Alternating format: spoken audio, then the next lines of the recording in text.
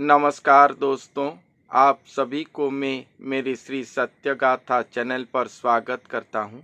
कल्कि अवतार जो नर शरीर को धारण करेंगे, वो नर शरीर कितने जन्म लिए होंगे, कितने जन्म के बाद वो स्वयं भगवान को अपने शरीर पर प्राप्ति करेंगे, इसके बारे में भविष्यवाणी का ग्रंथ पर क्या लिखा गया है।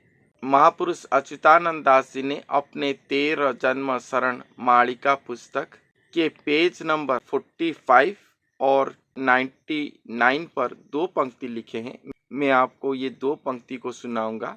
पेज नंबर 45 पर लिखे हैं कि एमोर प्रमाण 13 जन्म सुन भक्त अंगे विहरिबी अज्ञानी मानंकु मुचिन्हा न देई स्थूल देहे बिलसिबी। इसका अर्थ ये है कि महाप्रभु कहते हैं कि ये मेरा प्रमाण 13 जन्म सुनो कि मैं भक्त के अंग पर विहार करूंगा और अज्ञानी जनों को अपना परिचय न देकर स्थूल देह पर विलास करूंगा।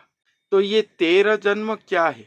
क्या वो महापुरुष 13 बार इस कलयुग पर जन्म लेकर आएंगे और 13 नंबर जब जन्म होगा, उसी जन्म पर स्वयं भगवान उनके शरीर को धारण करके वहीं पर विहार करेंगे, सभी भोग विलास करेंगे?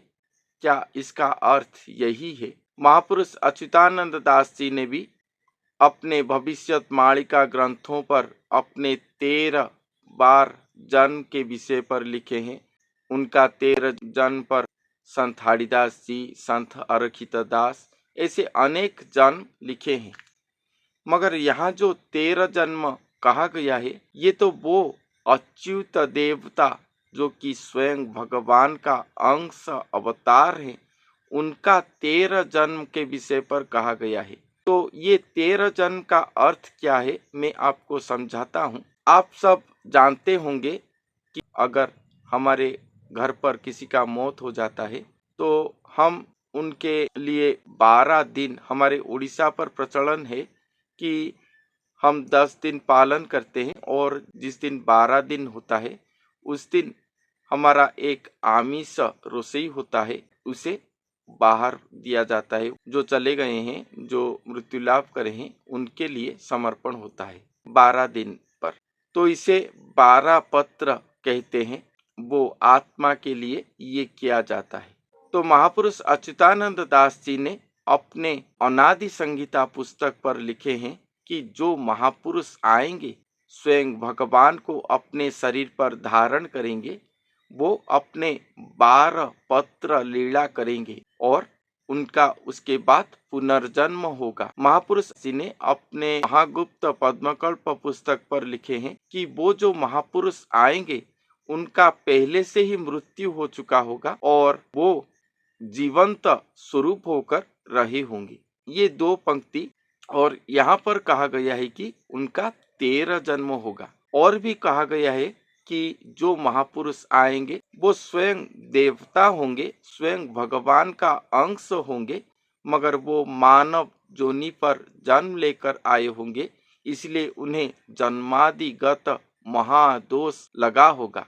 इसीलिए वो अपने जन्म से ही अपने देवत्व को खोकर एक साधारण मनुष्य की तरह चल रहे होंगे, मगर अपने युवक अवस्था पर स्वयं श्री भगवान के निर्देश से, शून्य निर्देश से वो आध्यात्मिक पथगामी होंगे, भगवतीय साधना करेंगे और अपने आप को पहले पहचानेंगे कि वो कौन है, कौन से कर्म के लिए आए हैं। तभी स्वयं भगवान के निर्देश से वो अपने 12 पत्र कर्म करेंगे।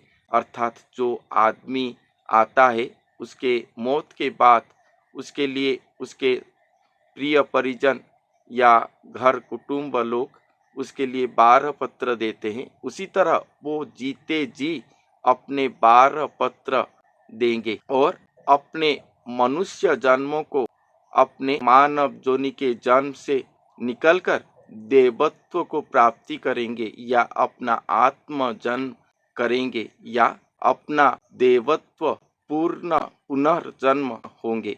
उस समय वो अपने आत्म शक्ति आत्म कला को संपूर्ण प्राप्ति करेंगे। यही 13 जन्म है, यही 13 अवतार है।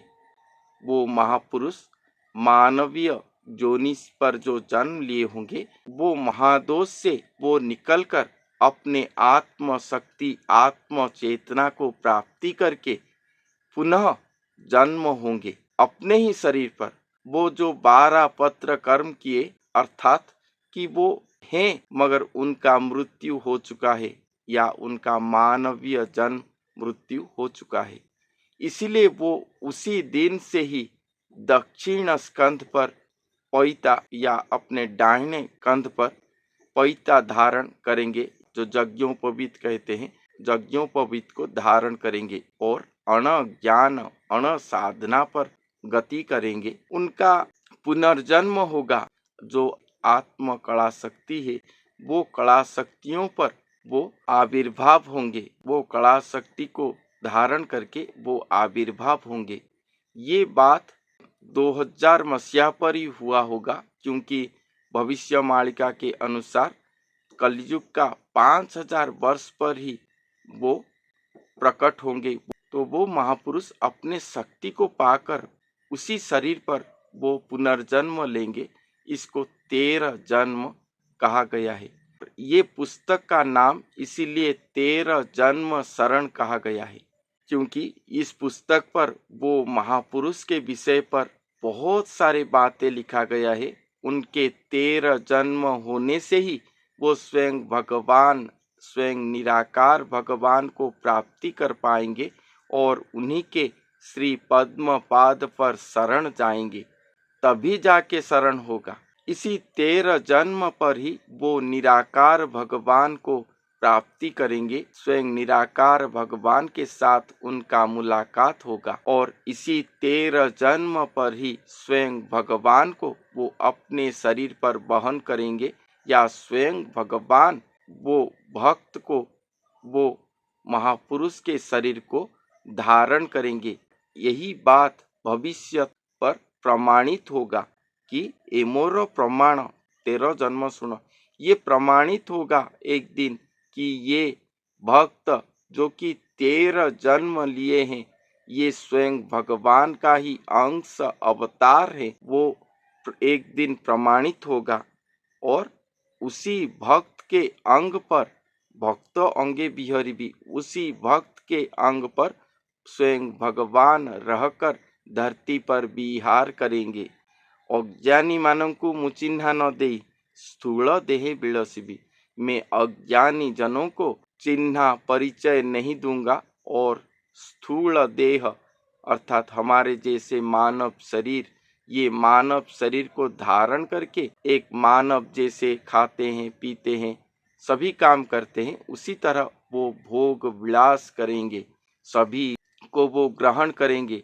आज तक जितने भी महापुरुष सृष्टि हुए हैं, जितने भी समाधि योग साधना करके अपने शरीर पर मानव अंग देवता संघ की तत्व को प्रमाणित करे हैं, वो सब अपने शरीर पर देव शक्ति को तो धारण कर लेते हैं, मगर वो देव शक्ति हमेशा उदासीन होकर रहता है। वो कभी भोग विलास को ग्रहण नहीं करते।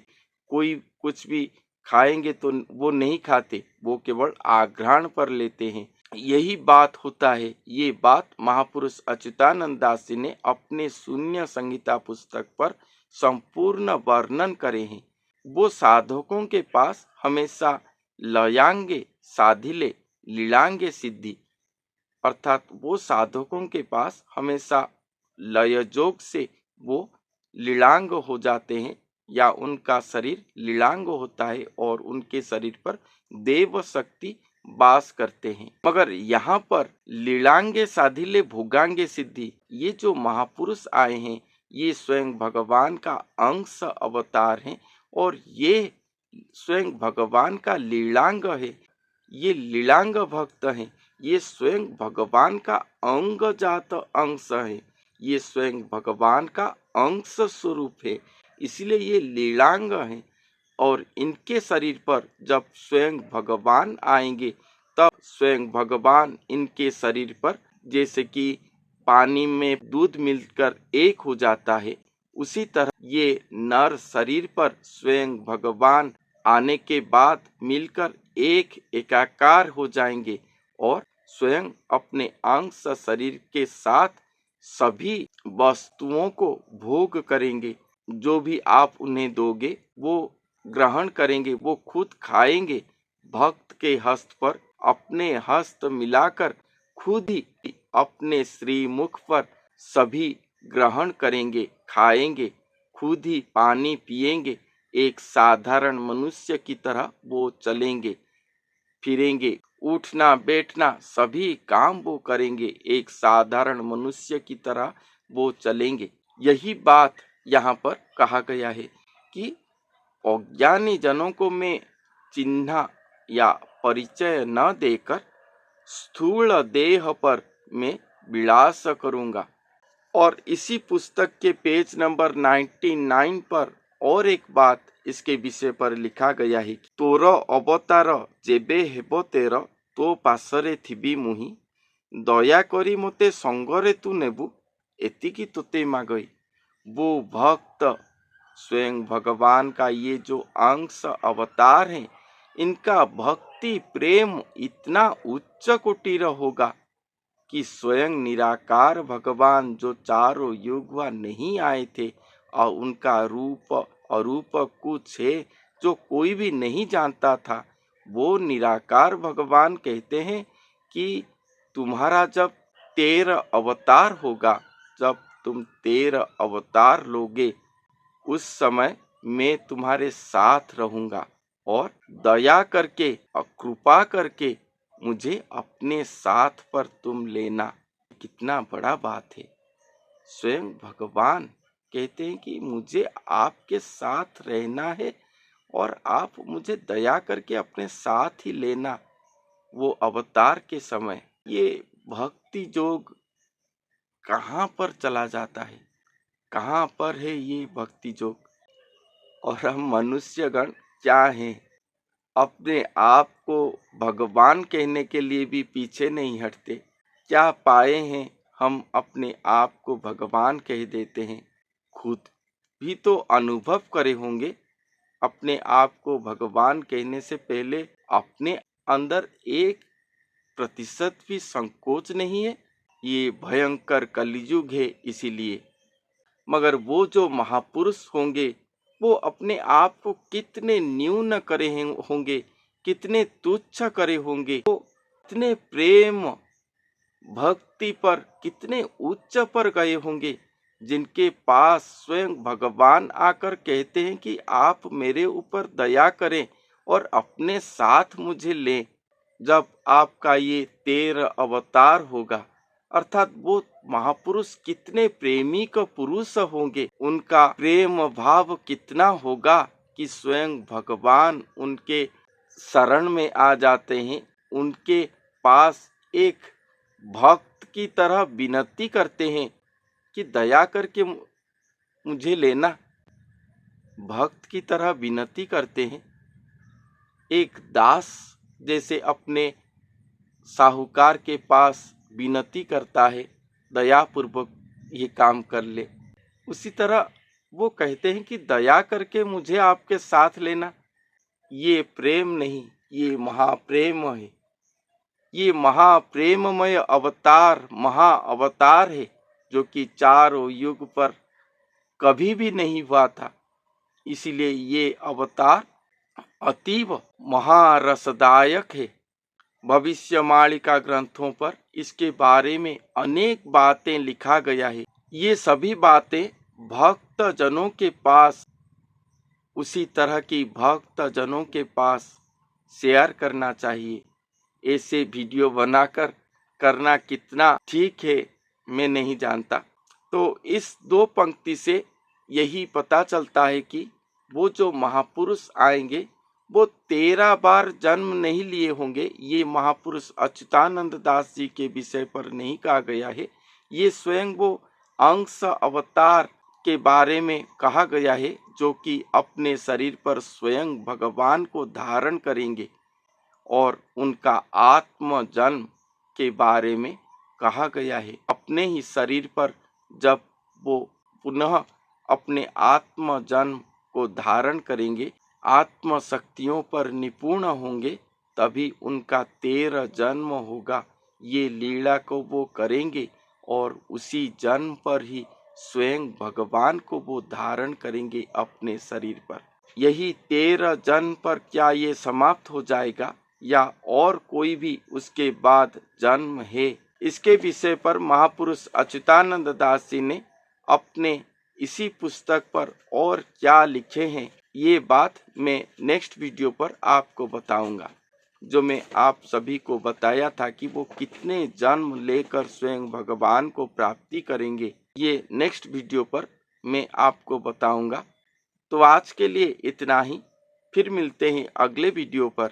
तब तक के लिए धन्यवाद।